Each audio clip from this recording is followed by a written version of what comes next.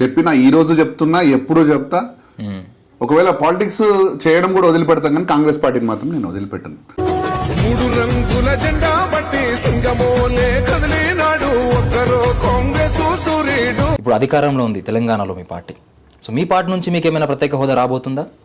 పదవులు నాకు కావాలనుకుంటే నేను ఏ పదవైనా తెచ్చుకోవడానికి నేను రెడీ ఉన్నా. కానీ నేను ఇక్కడ లీడర్లే లేరు, మొత్తం కాంగ్రెస్ పార్టీ చచ్చిపోయింది అనే టైంలో నేను అక్కడ నిలబడ్డాను.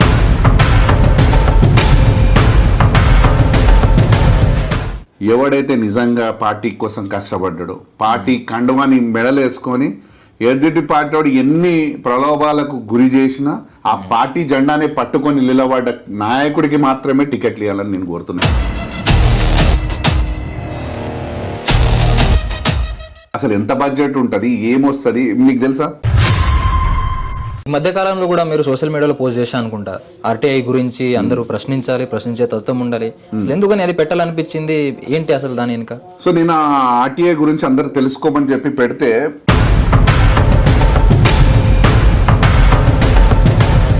పిల్లలను ఖరాబ్ చేస్తున్నారు. ఒక అమ్మాయికి రేపు జరిగినప్పుడు ఇంతమంది వస్తారు ఆడికి. నువ్వు హిందువు అయితే దేవుడు అది చేయమన్నాడా?